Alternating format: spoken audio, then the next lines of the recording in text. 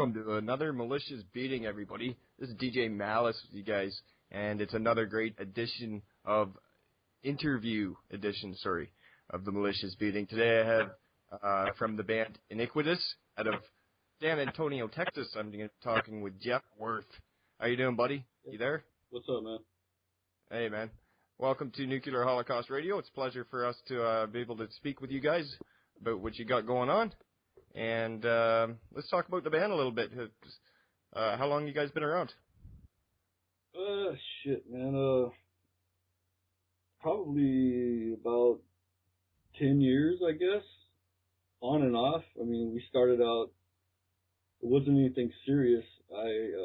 My mom bought me some recording equipment, and me and my cousin Kenny wanted to mess around, just try some stuff, and you know, we just came up with some bullshit songs, but that was under the name Christ Destroyed. Okay. Yeah, and you know, people kind of liked it, and then we just stopped jamming. You know, it was just an on and off thing, you know. And then who all was involved in that? Just you and your cousin? Yeah. I had a Yamaha a digital recorder. My mom bought it for me, and then I old school drum machine, a little piece of shit Zoom drum machine. Yeah. Yeah. So I learned how to use that, and we were just messing around with it, you know, and working out. Cause I wanted to learn how to record and stuff. So we came up with a couple songs. We basically we partied for like 3 days straight, and we recorded 3 tracks. So you can pretty much figure what it sounded like. So right on. But people liked it though. I mean, it was kind of weird, and then you know we just stopped for I can't remember what reasons. You know, maybe jobs or something. And then I wrote a couple other songs, which were the first Iniquitous songs. And Kenny moved to Austin, so that you know what that was probably why we stopped working together, because he moved out of town. And I started writing some songs for Iniquitous. You know, I was messing around with the new tuning, because I used to tune to drop A, you know, which is a Slayer tuning. Or okay. A, but A flat. Sorry, and that's what Slayer tunes to, because you know I grew up listening to Slayer, and so I decided to try like a drop D tuning, and then that's when Iniquitous came around. You know, I wrote a song called Bound and Damned, and I went up to Austin, and we recorded at a studio there. That's kind of how Iniquitous actually really started, you know, when we kind of got more serious, and eventually we had 3 songs, and we recorded a demo and put it out, and that was in, I think, 2007, and we had it out on MySpace, and we had a lot, like pretty big fan base, you know. And then we got a band together and started playing live here. But we only played live it was a little less than a year. I think we did like about 20 shows, and it was like 7 months. We did like 20 shows. What, all Texas area? Or? Yeah. Well, we played. It was mainly San Antonio. We did 1 show out of town in Austin, but okay. We mainly played here, and people kind of tripped out on us because of all the thrash influence. Because those tracks, I'll send you those too. I gotta dig them up. But the thrashy stuff, eh? Thrashy, but mixed with death, you know, because Kenny likes death metal vocals, so I incorporated like death metal riffs mixed with thrash, you know. And yeah. People they were like, where the hell you guys come from, you know? Because all the bands around here sound about the same, you know, TXDM stuff, you know, they sound similar, you know, every band sounds the same, and here we come out of nowhere, and people liked us right away, but then we had problems with, you know, the band, like personality conflicts, you know. Okay, yeah. Yeah, because, you know, I'm 39, and Kenny's in his 30s, and then we got a drummer. He was like 22 at the time, so we kind of had a conflict. You know, he wasn't really into thrash, and basically, like towards the end, you know, I was throw out some riffs, and he would just tell me, I'm not going to play to that. So I ended up quitting my own band, and then Iniquitous fell apart. And from creative differences. Yeah. But we didn't jam for about a year, and we had some good material. And I was like, well, I want to record. Me and Kenny started talking again, and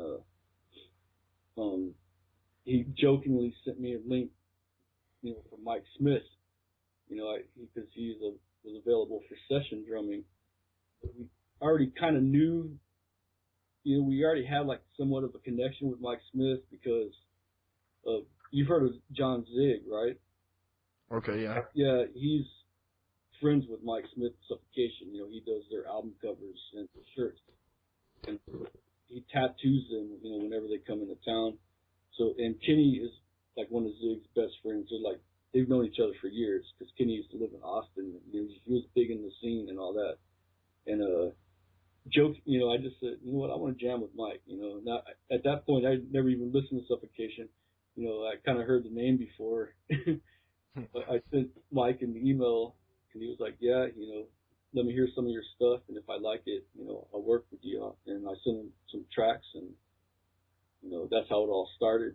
And that's where that EP came from. Because those 3 songs were 3 of the songs we used to play live. And that was what, back in 2007? The 2007 is kind of like, well, I'm confused, man. I think because well, when did you start playing with Mike? When did Mike start to do the tracks for you? Well, the EP came out in 2010, and it took about 8 months to get it all recorded and everything. So I guess 2009 is when we started, right, working with Mike and stuff. Okay. And and that was Christened in Carnage is the name of that EP, right? Return to Deeds of Old. Oh, that's the Returns to Deeds of Old. Okay. How many tracks are on that? 3. 3 on that. Yeah. And then okay. Sorry, go ahead. No, well, there's a track called I Abomination on that EP, and there's a line in there that's Return to Deeds of Old. That's where that came from. But yep. So, but there's meaning behind that. All those songs have like personal meanings for like Kenny. He writes. Well, I have nothing. Let's talk about it a little bit. If you don't mind. No, I don't care. Yeah. All right. Well, let's talk about whatever songs it is that you're talking about that have certain things that inspired what's going on in them. Well, like I Abomination, like the story's about like a guy who was like a serial killer, but that's not Kenny. You know what I mean? He warps. I hope. he warps his like events in his life and into like stories. You know what I mean? And and he writes them to where they might have multiple meanings. You know what I mean? So more people can relate. They're mainly about like getting revenge. You know what I mean? So it can be interpreted several different ways. Yeah, which is very artistic. That's why I always like Kenny's writing. Well, that's much better because then you appeal to a wider audience base, right? Yeah. But what? Anyways, that song, I Abomination, like the story, like if you just read it, and like it's meaning right off the bat, like what it's supposed to be because it's death metal. You know what I mean? Yeah. This guy, he was a serial killer, and it was like killing people and mutilating them was like the only thing that made him happy. But then he like met some chick or whatever, and I guess they got married or whatever, and one day he came home and she was with some other dude. So they didn't know that he was there, but he went to the kitchen and I guess he got like a knife or something, and that's when he reverted back, to serial killing. and he went in there and chopped them up and started like posing their body parts and like different sculptures and stuff. And fuck, that is so death metal. that's when like, you know, he went back to like his real true love, you know, that was something that was deep, you know, because the woman killing screwed him over. You know, yeah. a lot of these songs are like women, you know what I mean? Because that's a little personal with Kenny. I can't really get into much into that, I guess. He's not. Yeah, but it's all drawn from different places and experiences, like you say, right? Yeah. I mean, so the songs are deep. I mean, when we would play live and stuff, you know, it like overtook him. You know what I mean? I mean, he put a lot of emotion into his lyrics and stuff, and you could tell that he was, you know, pissed. And so, because he's a really nice guy, man, and usually like nice people, most people try to take advantage. You know what I mean? Yeah. So, but I don't know. I'm glad he's my cousin. He's more like my brother. You know, I remember him running around in diapers and shit. So. you guys are fucking close, eh? Yeah. Yeah, man. All right. Well, let's quickly go through the current members then of the band. There's you, which plays guitar.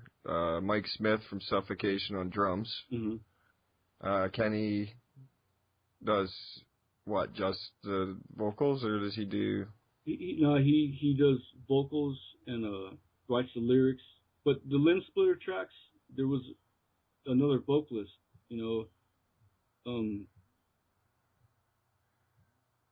Iniquitous isn't really like a set lineup. You know, it's more of a like a rotating.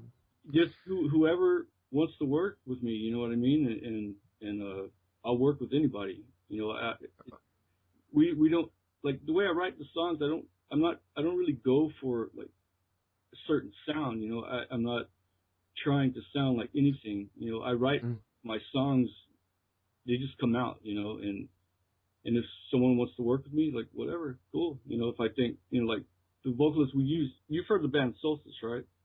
Of course, yeah. Yeah. Well, Christian Rudes from Solstice, he's on the Limb Splitter tracks, and Kenny does the backing vocals. You know, but right on. But Christian Rudes is the main vocalist on there, and he's cool, man. I mean, the way he writes is the same way. He takes personal experiences and morphs them into songs that can get multiple meanings. But he's a little more direct. You know, he gets points across. You know, his writing is cool, man. I mean, like there's the one song is called Father Opiate, and he's comparing people, like religious people, to drug addicts. Like they both go to like a false like savior, but in the end they're no better off, maybe worse off, you know, and it's the same, you know. That's so cool, man. Like that idea is badass. Yeah, some deep shit. Yeah. And one song title is called The Immaculate Deception, which is funny as shit. Well, yeah. Yeah. But, you know, but his are more straightforward. You know, he kind of puts more personal shit in there, and it, I guess, you know, he just doesn't care what people think of him, you know. He's like a real, like, metalhead, you know, like, you know, whatever. But. Fuck. My mic's being a piece of shit on me. You can hear me okay still, can't you? Man, let me know. I don't want to. Can you still hear me okay? Yeah, I hear you fine. Yeah. Okay. No, I think it's okay now. Just getting some glitches over here, that's all. So after that, let's get into the Christen. Now it was Christen in Carnage. That came out in 2011, right? No. When did Christen in Carnage come out? Well, the EP Return to Deeds of Old. That's the EP that came out in 2010. It has 3 songs on there, as I-bomb. Okay. Oh, sorry. That's what I meant. Yeah. 2010. Sorry, that's. 2000. I keep calling it Christendom Carnage because I have it. I was listening to it and it's sitting here on my media player and I keep looking up at it. That's one of my favorite songs, but that's a song on the EP. Yeah, it is. It's one of my. That's why I was listening to it. It's because it's one of my favorites. I was listening to that when I was getting ready here. But back to the lineup thing. Remember we were talking about lineup? Yeah. Like the newest songs, it's me, Mike Smith, Kenny, and Christian on vocals, and then Mark Denton from Sarcolytic and Images of Violence, and Dennis Munoz of Solstice also is on there. He plays guitar. So, but he just does the solos. You know, all the rhythm guitar playing and the music writing is me. But like the solos on EP, that's Dennis. But he also recorded and mastered the EP. So that's like Sweet. That's like his main role, you know. I just ask, hey man, you want to throw a solo in? Sure. No, Right on. he's laid back. He's hard to read, man. He's quiet. So he just kind of looks at you, you know. He's that withdrawn guy they always tell you to watch out for the fucking quiet guy, eh? The first time when I went in to record the EP, I didn't know him that well. You know, I met him through a friend, and then I hooked up with Mike Smith, and I was like, well, I need someone to record. So I got Dennis's number, called him up, and he was like, yeah, sure, I'll do it. So I had to go and record some click tracks and stuff at his house, you know, to send to Mike. And if I messed up on the guitar, I would just stop playing. I'd look at him, and he wouldn't say anything. He would just sit there. I was like, do I do it again? He's like, yeah. You know, he just kind of sits there, dude, but he's cool, man. It's hard to get a rise out of him, man. I've never seen him pissed. You know, Oh no. always same expression on his face, and yeah, he's a cool dude. For that 3-song EP, did you guys have a label or anything when you released it, or did you just release it independently, or what'd you do? Well, once we had like they were all recorded and mastered, I just got on it was a MySpace, I think. Yeah, it was MySpace still at that time before they fucked it up. I just contacted a couple labels, you know, and everyone that I sent it to wanted it, you know what I mean? But they were just small labels, you know, but I was looking for a label with a good distribution because that was the main thing. And then Pathologically Explicit Recordings out of Spain, that was the one that we went with, and they released it. So. And they give you guys good distro and everything, eh? Yeah. I mean, if you type in like Iniquitous, Return of Deeds of Old under your search, all kinds of little labels and everything have it, you know, distros, and so. But it worked out good, you know. We got free shit and shirts and whatever, you know. We didn't pay for anything. Yeah. And but the distro was the main thing. That's what I wanted, you know, and that's what I look for now. You know, I give my music away. You know, if the labels want to sell it, whatever, you know, I don't care. But if But that's what it's all about, is the ability to get it out there. Yeah, to get the name out there, and not at my expense, and not me having to do it, you know, because I do a lot of networking myself, but having someone else do it, you know, especially overseas. I mean, people overseas like it's better, you know, especially Indonesia, man. That place is nuts. Oh, it is. Yeah. Fuck that. They're crazy about their death metal down in Indonesia. Yeah, if I could pick like one place to go play, I would go there first, because I get a lot of messages and stuff from people over there, and half of them I can't understand. You know, it's all. Yep, I know. I get the same type of messages here at Nuclear Holocaust by a lot of Indonesian bands. A lot of them want to do interviews and stuff with me, and a couple of them I've had to say, you know, we'll do something, but we'll have to kind of rehearse it or something, you know. Or have them try to find like an interpreter that, you know, or something. Yeah, but that doesn't do any good for us, for the North American listeners, right? Because we're a Canadian show, so. Well, you know, if they had an interpreter like there, like within. Oh, that could interpret it over the. Yeah, okay, yeah. Yeah, I mean, somebody over there has to speak English, because they type it. You know what I mean? And you can tell, like, when they're not using You know how like Oh, dude, I get a lot of fucked up messages from people in Indonesia. I know.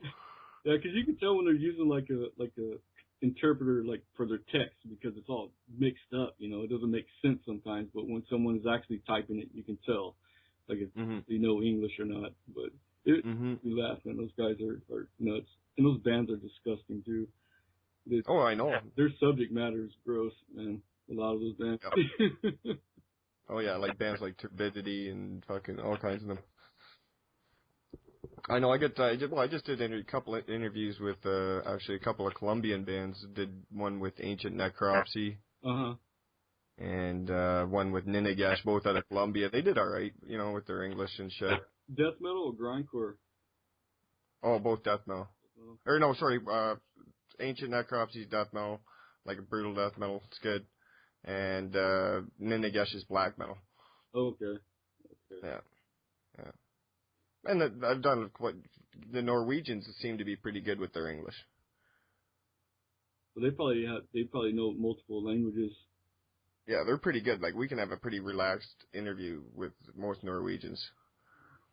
Badass music coming out of there. Oh, fuck yeah. It has been since early 90s, or late 80s.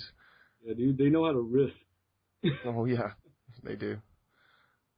So let's get into influences. Speaking of, knowing how to riff, what really caught your ear when you were young and you first started playing guitar and made you want to play some death metal and shit like that? Well, MTV came out when I think it was about 8 or so, or maybe 9, I can't remember, and I saw You Got Another Thing Coming on MTV. Okay.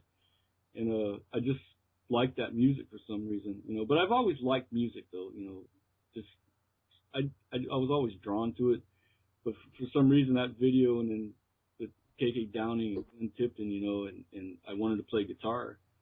And I got my mom to buy me a guitar, you know, when I was 10. That's when I started playing. She bought me an acoustic guitar from a pawn shop. It was like $15. She said if you learn 2 songs, I'll buy you an electric. So she bought me a guitar book. It was a Mel Bay's guitar for beginners or some shit like that. And I learned 2 songs in like a couple of days. You know, it was just some easy shit. And where's my electric? Yeah, and then the next Christmas that came up, she bought me another crappy guitar. But it was from Sears. Sears used to sell guitars, and she bought me that, and it sucked, dude. But I thought it was the coolest thing, you know. And then I just started playing, man. I mean, from 10 to like 12 or 13, you know, I would just try to pick shit up, you know, and we couldn't afford for lessons. I didn't really know anyone else that could play, and I figured out how to tune the guitar, but it ended up being that I was tuning it wrong. You know, I learned, the first song I learned all the way through, you know, was Black Magic from Slayer, but I was tuning it wrong. And then when I actually realized, you know, that I was tuning it wrong, I had to relearn all that, you know. Yeah.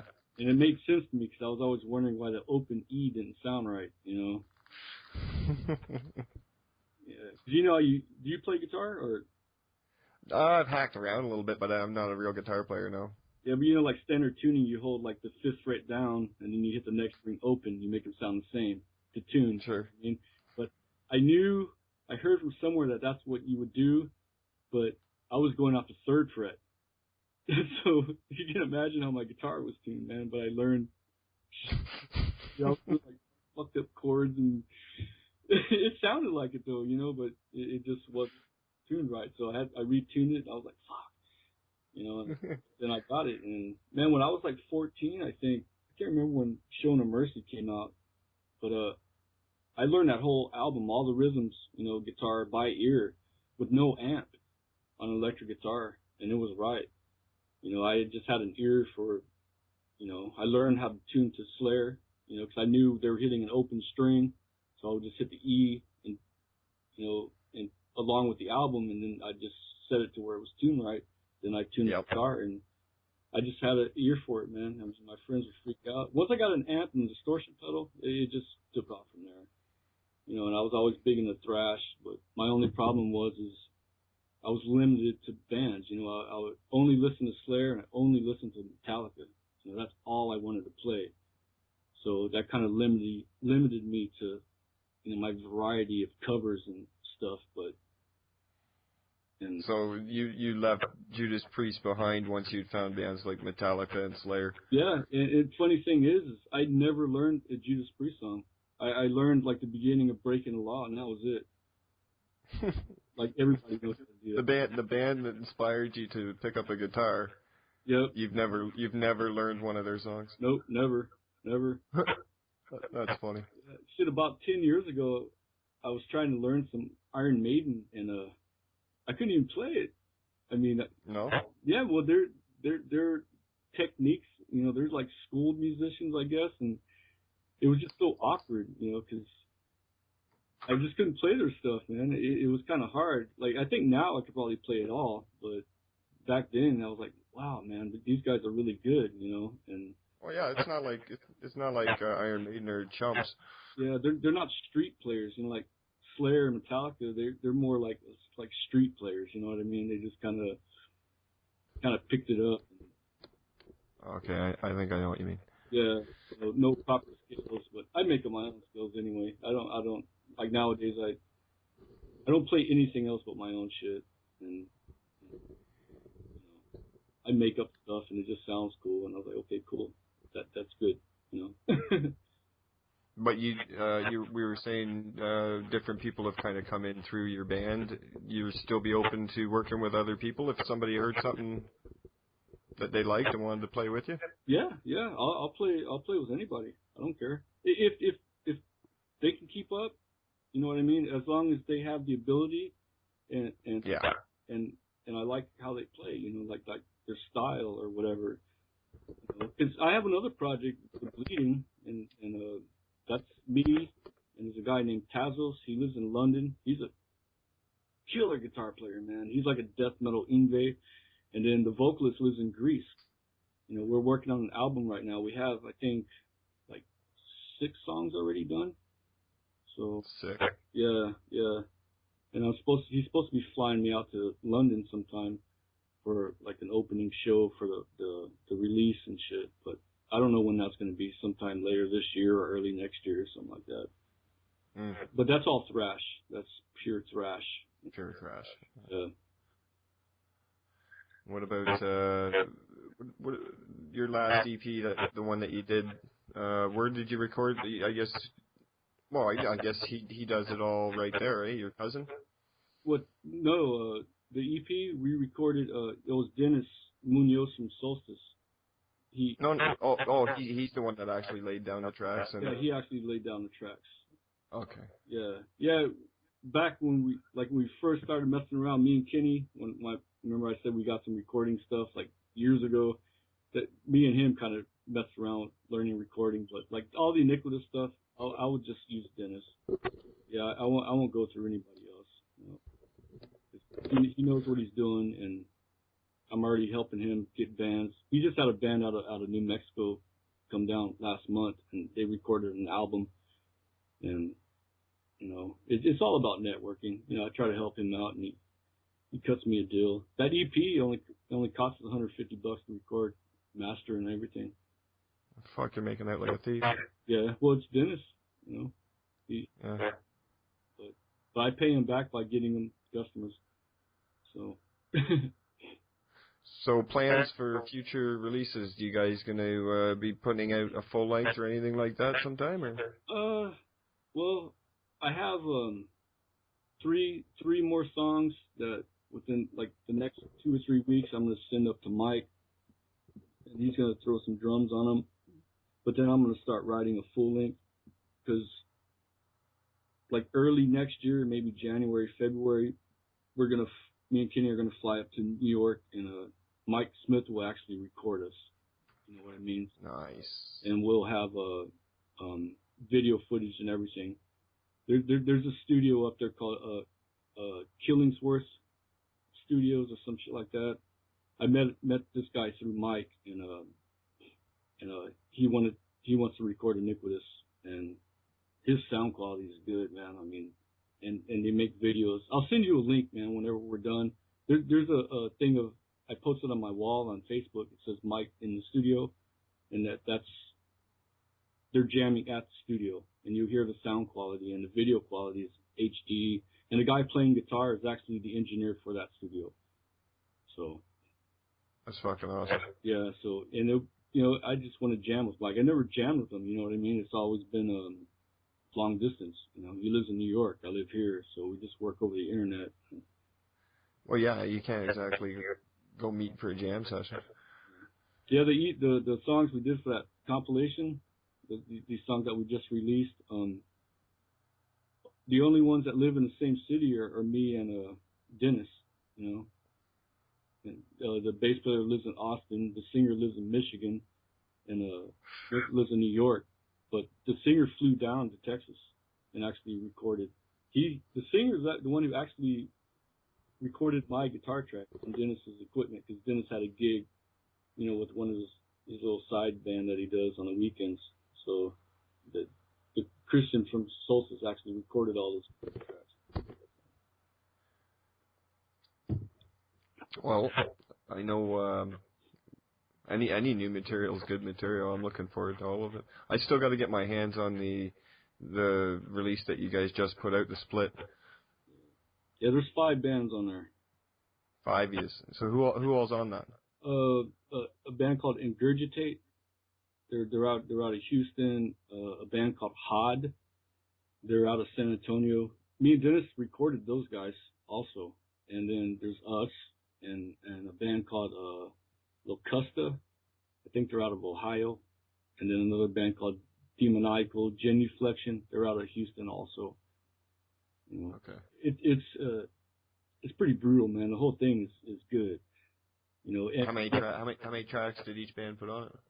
What they wanted 4 apiece, but time constraints for me. I had 4 songs written, but I didn't have time to record all 4 of the guitars. Because all I had was scratch tracks that I sent to Mike to get his drums, and there was problems, going on. It's hard to work with people from other places.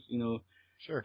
But so we ended up only having 3, and then the band Hod had 3, but the other bands have 4. So there's a total of 18 songs on that CD. It's only $10.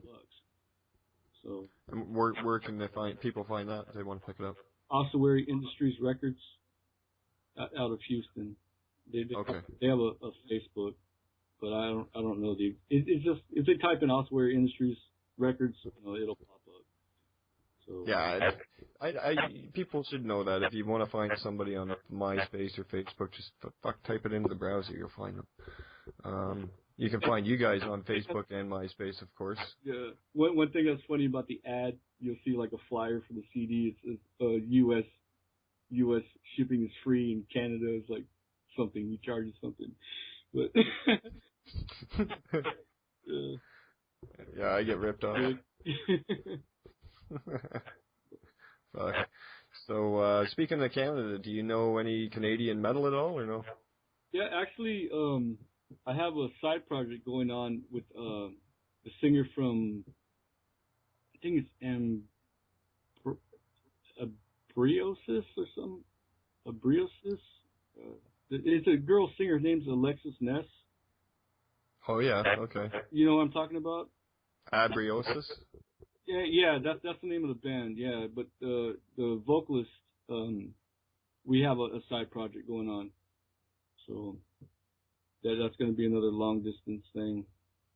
Yeah. Mine, but I've always, Arch Enemy is one of my favorite bands, and the fact that like a girl or female can do vocals like that, that was impressive. And I saw her doing some covers and stuff on YouTube, and I just hit her up, and that's that, But if you like female death metal vocalists, check out Cerebral Bore from Scotland. Oh yeah, I've hung out with them.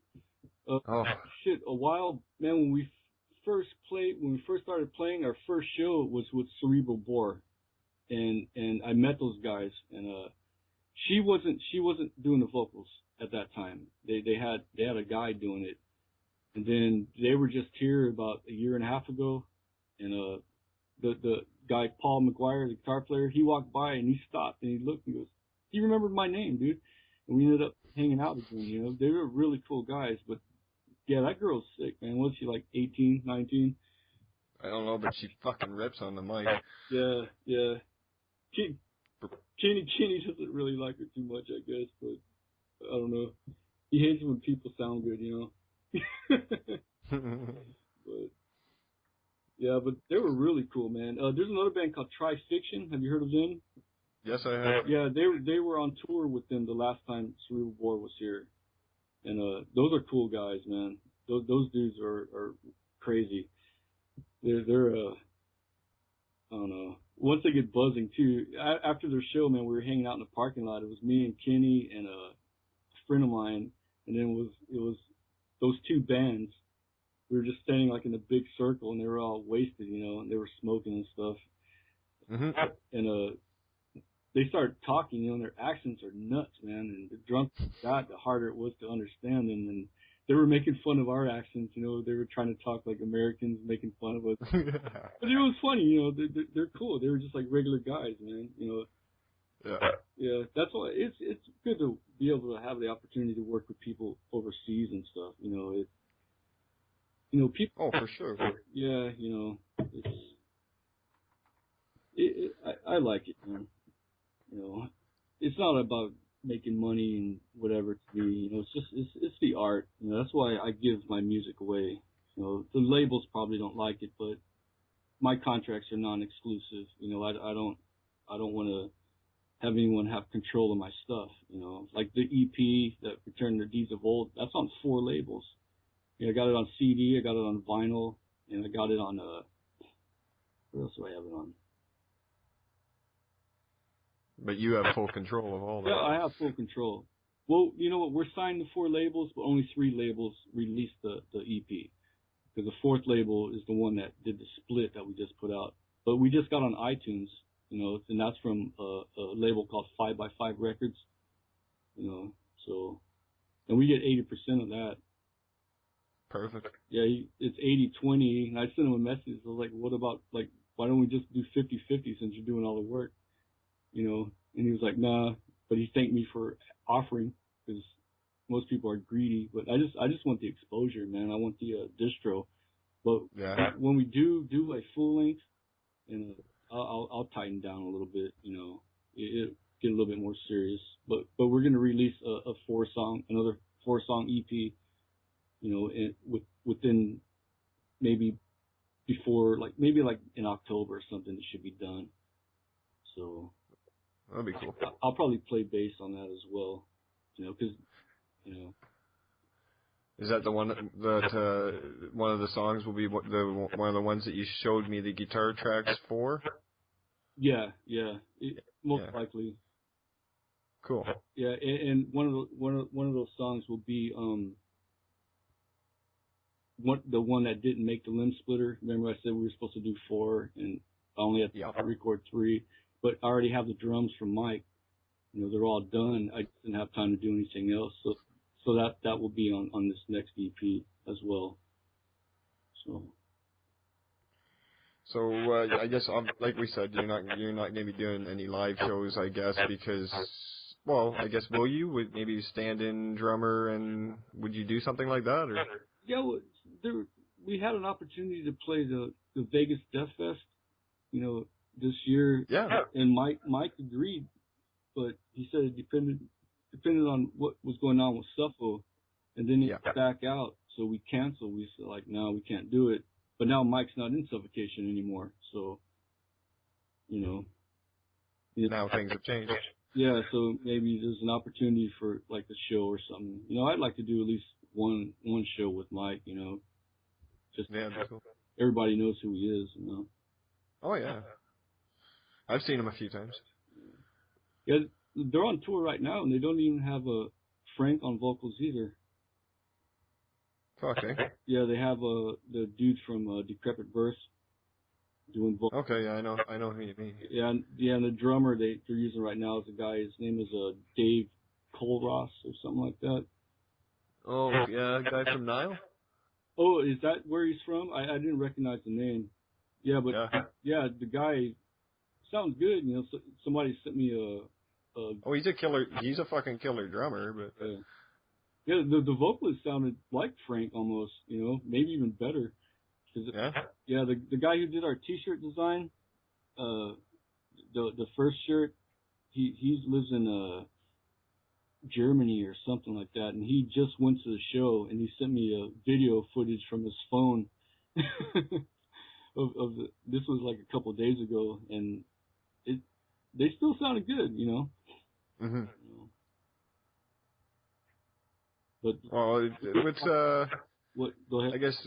I guess other than that, I guess we could get into a couple slight personal things. I guess like you grew up in Texas, right? Yeah. Since I was 4, I'm originally from Cleveland, Ohio, but I moved here when I was 4. I basically grew up here, you know. What's it like growing up in Texas? You guys growing up with guns and stuff all your life, or? No. Everybody thinks that, right? Like. Oh, that's why I asked the stupid question, right? Yeah. No.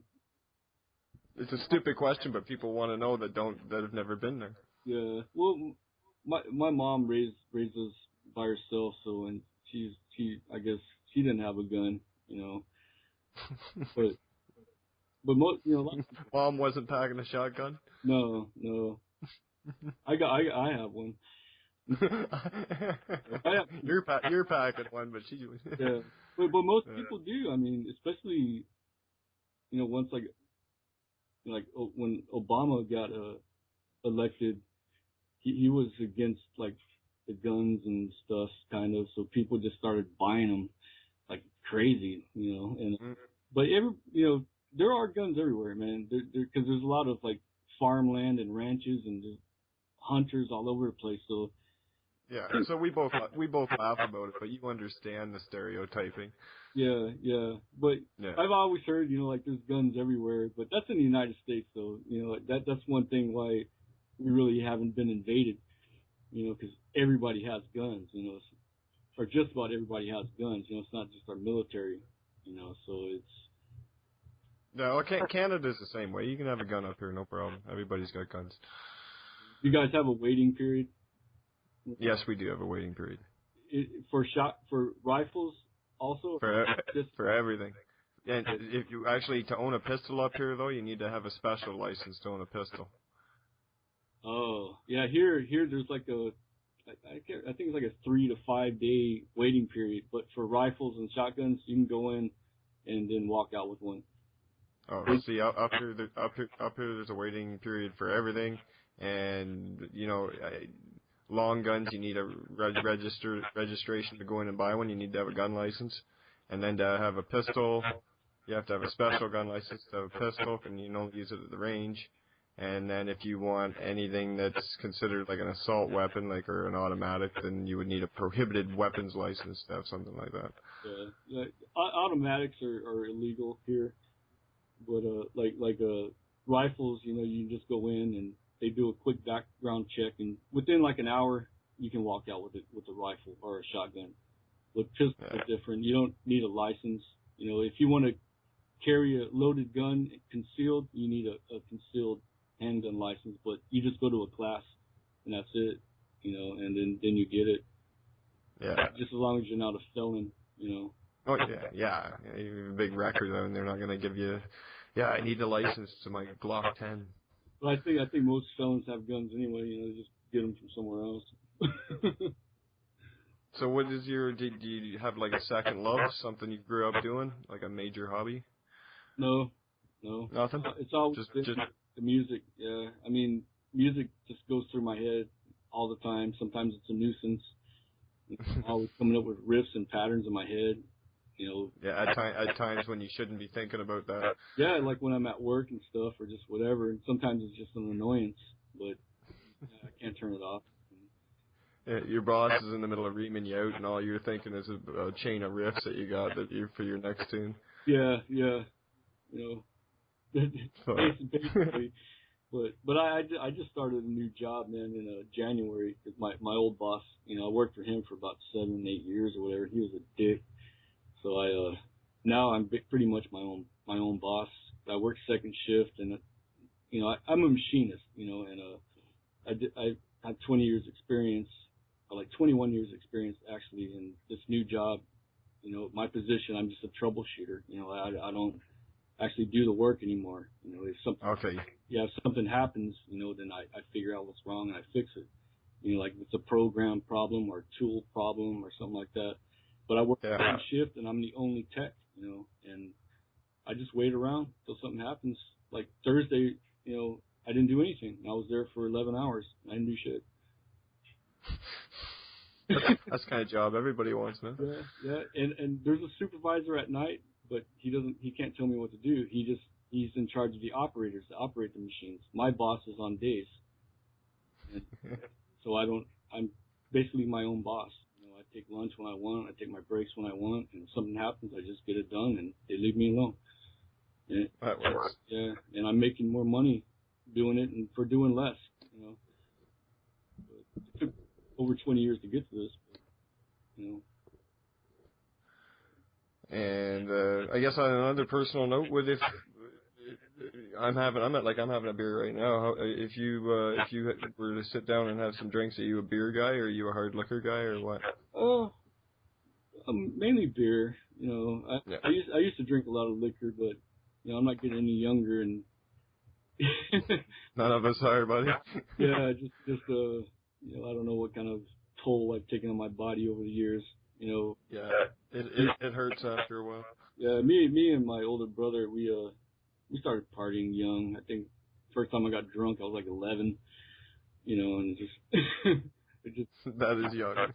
Yeah, that is young. Yeah, but liquor hangovers are harder to recover from nowadays. So I keep that very limited. Every now and then I'll drink some, but it's just beer now. But I'm even tapering that off too. So yeah, you have to at some point. It's glory, Well, like we say, it takes its fucking toll on you, man, after a while. But you figure you're gonna come back and talk to us again at Nuclear Holocaust when you get this next project recorded? Yeah, sure. And I'll make sure I'll have at least one other member, so you can talk to multiple people and get their insight and stuff like that. Because I've probably left some stuff out, But do you have a favorite tune that you've created that's your personal favorite? Of Iniquitous? No, or whatever. Like, I mean, is there certain songs that strike you as being special tunes to you? I like the Christen and Carnage is one of my favorites. It just flows well. And one of the new songs, there's a song called Heartless. That one has some pretty good stuff in there. Is that song off the split, or is that something that you're gonna come up with later? It's off the split. Okay. And that song was rushed too because I wanted more solos in there, but we just didn't have time. The label needed the stuff. Because they actually did the mastering. They sent the stuff to John Script. He's the one who masters like Suffocation stuff, and so we were limited on time. And Dennis he wrote like one solo in that song Heartless, but I wanted more solos, and right. But there's that song's funny, man, because there's a lot of bands that try to sound like other bands, you know what I mean? And especially like the scene around here, a lot of bands sound about the same, even though they're good. But when you go to a show and there's like 5 bands, after about 2 of them, they just blend together. They're trying to sound like something. So I kind of throw some like TXDM styles in there just to show that I can do it. But I don't want to overdo it. It's kind of like poking fun at them. But I'm friends with all these guys. But I'm not like trying to insult them, but just as a joke. No, I can do this too. But that song has like a little melodic part like towards the center of it, and there's like 8 guitars layered, playing different stuff. Because I I write, multiple guitar parts, and they're all playing different stuff, but like harmonizing, and that right there is making fun of Metallica, because they used to write some cool instrumentals, and I just wanted to throw some stuff in there, to show that it can still be done. There's no excuse like, oh, that's been done already, Yeah. I'd rather them do their old shit, because, man, have you heard that album Lulu? No. That album has like 18, 20 songs on it. And that's when they teamed up with Lou Reed. You haven't heard that? No, I heard of it. I haven't heard it though. Oh my God, look it up, dude. It's funny. I mean, I would listen to it just to laugh, because it's almost comical. Are these guys? I've stayed away from it because I used to like old Metallica, Ride Lightning, Puppets, Kill 'Em All. Well, right up till Justice actually, but. Yeah, even so I try not to. I don't want to remember them for the newer stuff. Dude, so I try to stay away from it. Do me a favor, go to YouTube and look up Lulu. Put Metallica Lulu, L-U. I'm definitely gonna. And listen to it, man. I mean, it's funny as shit, dude. Dude, it's horrible. It's horrible, man. But me and Kenny were on YouTube the other day listening to that, and then we were going through like other videos, and they had one video, some guy put all the best parts of the album Lulu in 5 minutes, and when you hit play, it's just total silence for 5 minutes because there's nothing on. That's funny shit, man. Oh, that is awesome. Mm-hmm. What's the scene like there, man? Like, how's the metal scene there? Scene here, it's tough for a musician up here. Really tough. There's a lot of bands, and like you say, of course, like everywhere, a lot of bands sound alike. But we have our bands that stand out, and even them have a hard time getting label support. I don't know, for some reason, unless you're from Montreal, like the metal scene in Quebec is a lot bigger than Ontario, which isn't far from me. It's only like 5 hours for me to get over to Montreal, and that's where, of course, bands like Cryptopsy and Gorguts and Cataclysm, all them bands were born, right? Yeah, those are some impressive names. Yeah, right. So we do have some good metal up here. Are there any like local bands that aren't really signed that might have something on Facebook I could hear? Oh yeah, check out the Unborn Dead. There's some friends of mine from Toronto that are really good. Death metal. Death metal, yeah. That's well, I know that's mostly what you would listen to, right? Yeah, and thrash. I like thrash. There's a lot of cool melodic stuff, but still heavy. I like that. That name, the Unborn Dead. The Unborn Dead, yeah. Check them out. They're good death metal. Who else?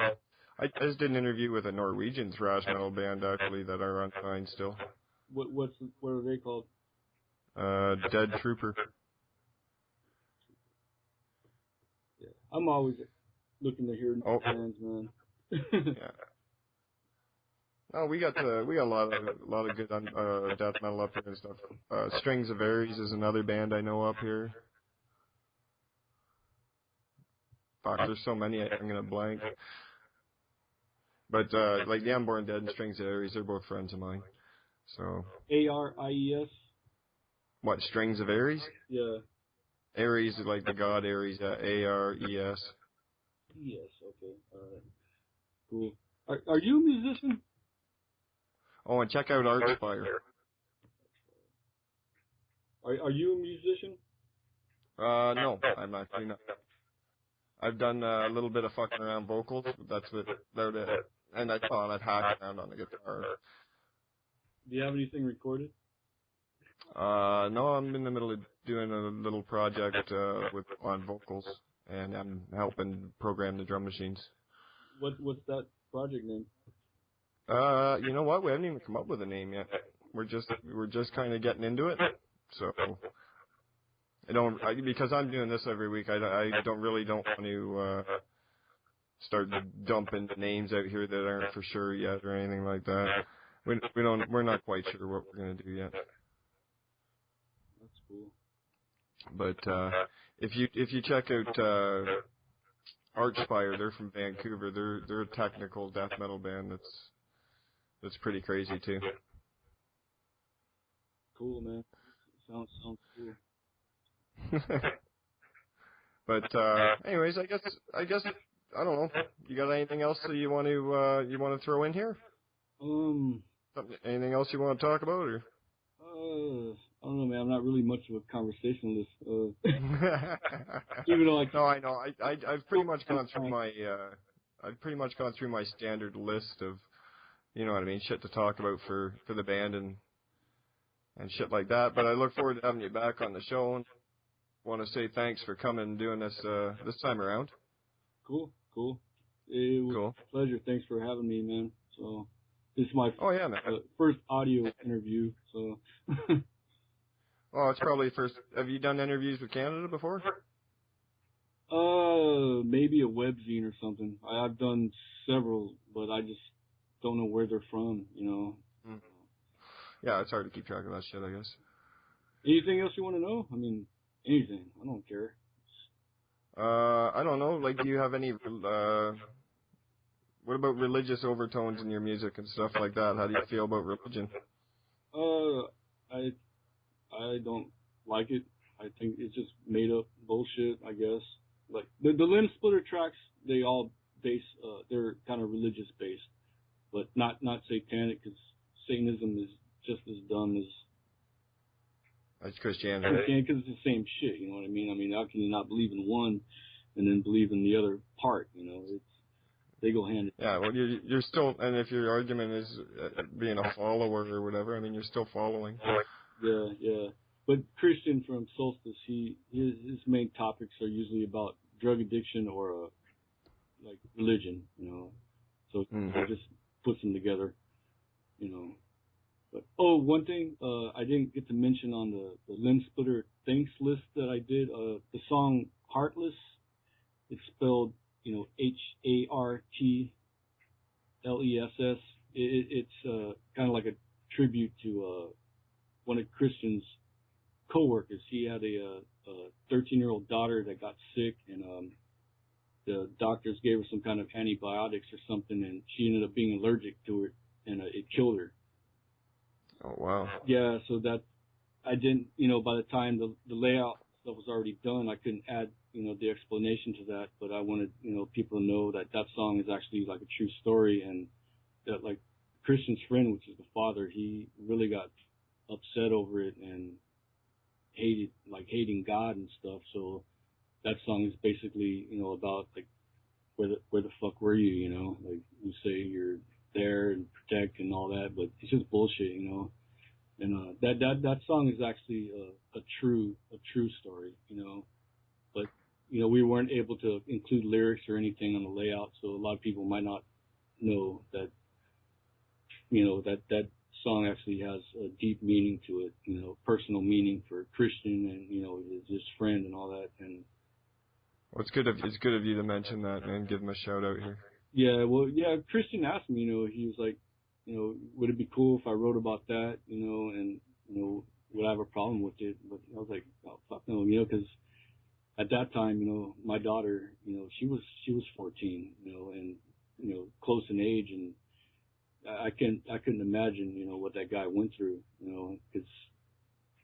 Yeah, that must be some insane amount of pain. Yeah, because, you know, I think you hear about, like, babies dying of, like sudden death shit, you know, like when they're babies, you know, they just stop breathing or whatever, you know. But when you have someone that's like a teenager, you know, you really have a bond, you know, more of it, you know, and it's that just struck home to me, and I wanted to put that out, you know, because I wasn't able to do it on the CD, you know, and you know, just okay, you know. That's cool, man. That's Heartless. That's the tune, Heartless. Yeah, and see the reason why it's called, you know, it's spelled that way, because their last name is Hart, H-A-R-T. Oh, wow. Yeah, so like they're saying like God is heartless, but yet there's one of the hearts are gone, so they're heartless, in that aspect. So that's deep. That's a play on the word, but it gives the meaning for the song, and that's a really pissed off song too.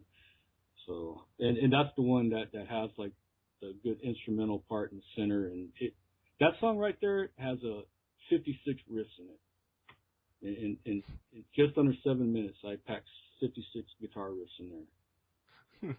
Yeah, some tight talking.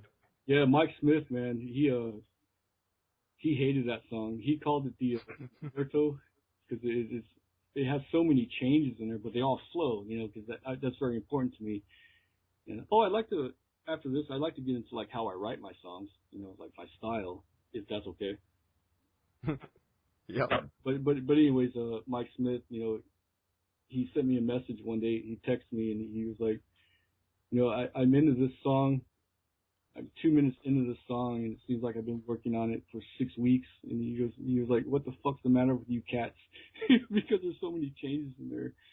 But like my style, the way I write now, I'll program drum beats, and then I randomly throw them together into 4 minute intervals, to make a song. And then I write my guitar parts to it, and I just jam randomly to the drums until a spot hits me, and then I'll work in that little section. And, because I don't start from the beginning and right to the end. I just jump around and, come up with riffs for certain beats, and then blending them together is the trick. That's like where the art comes from. But that's why my songs vary, they don't sound the same. And I'll program weird drum patterns and it makes me come up with new shit, I don't ever program drum beats to my guitar. I don't come up with a song and then try to write drums, because then your shit's all going to sound the same. That's why I have a big variety, in my stuff. Just experimenting with different beats, drum beats, and patterns. Yeah, and then, then I'll put a click track to it, and I'll send Mike Smith, like my programmed drums with my guitar, and then I'll send him, like scratch guitar with just a click track, and tell him, listen to what I have. This is basically my ideas, but do whatever you want. So like the songs come back sounding completely different, because the drummer will hear a riff differently and have a different feel for it. So I have to make very few changes. I mean, if there was like a certain riff that I really liked the way it sounded, like say with like a fast double bass, and he did something else, I'd have him change it. But I for the most part, I let all the other musicians do what they want to do. Because I'm satisfied with my guitar playing. The bass player, he can play whatever he wants. I'll give him the tabs. I tab out all my shit. I'll send it to him, and then he gets a basic idea of what I'm playing, and he'll modify it. And like the vocalists, I don't tell them what to write. I don't give any idea or anything, because I want them to have full artistic expression of their craft. And it makes it unique, and everything works, and it's cool. I mean, why would you want to jam with Mike Smith and tell him what to play? You know what I mean? Oh, fuck. Yeah, what's the point? It's. But yeah, you don't tell a master what to do at their fucking trade. I mean. Exactly. I mean, if I wanted him to play what I would have just stuck with the program drums. You know what I mean? It's like and like the vocalist. You want. But Mike never knows what he's going to get when you send him something. You send him over some guitar tracks. He never knows what he's going to get because you're writing it to these drum programming that you're doing yourself as well. Yep.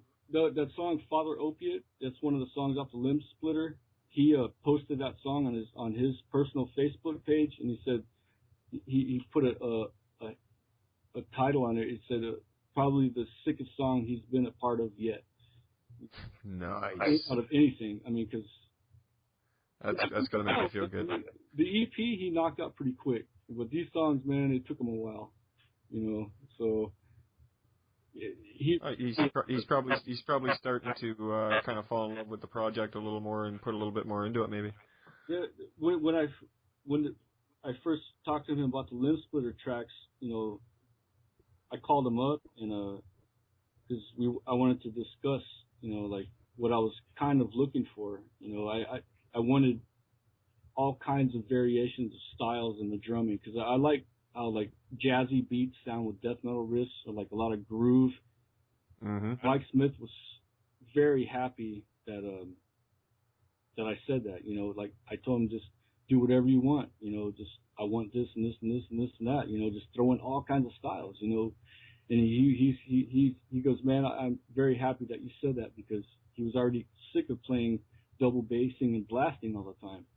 You know, it just, that's what's expected, and it's just overdone, you know. But these songs still have some of that in there, but he just does it at the right time. But he does all kinds of different styles and techniques and very technical drumming, and these songs are great, man. I mean, they sound a little bit different because of vocals, you know, because Christian's vocals are more, you know, it's a higher vocals. But Kenny is in there also, you know, they layer, like all the lows are Kenny, you know, so there's a lot of layering, and they actually co-wrote, you know, some of the lyrics too. You know, him and Christian, when Christian was down here, him and Christian were in Dennis's studio, and one night they just knocked out the vocals and, you know, worked together by themselves, you know, because that's the best way to do it. You know, I didn't want to put any outside input, you know, but I can't wait to get my hands on the new shit to play for the fans here on Nuclear Holocaust. Yeah, well, when we're done here, I'll email them to you. So just on Facebook, just send me your email again. You know, like throw a message in. Speaking of that, I guess we might as well. Been about an hour here. Might as well wrap it up, and we'll leave the listeners with. Is there a song that you prefer to do? Do you want to do Heartless, or do you want to do Christened in Carnage, maybe? What do you think we'd start with? I'm going to play a couple of them, but you pick a few songs if you want. Yeah, maybe start off with, like, Christened, you know, one off the EP, and then, Yep. Shit, I don't know, man. Play, I Abomination. Fuck it, just play them all. Play them all? Yeah, fuck it. Okay. Well, that's what I'm going to do. I'm going to turn it into a whole Iniquitous show. Yeah, and I'll send you the other tracks, man, and you'll really like these new tracks. You know, the vocal style is different. You know, it sounds kind of like black metal style vocals, but it's amazing stuff, man. I enjoy it, man. I've enjoyed it since I heard the very first material you sent me. So, like I say, it's been a pleasure having you on the show, Jeff, and look forward to some more material. And you want to give us a little intro to the Christened in Carnage tune here? Here's a song called Christened in Carnage from Iniquitous, and listen to it and go kill people. Do kill people or don't kill people? Do kill people. Do kill people. All right, man. Christened in Carnage right here on Nuclear Holocaust. Keep it fucking locked. Thanks, Jeff. Later, man.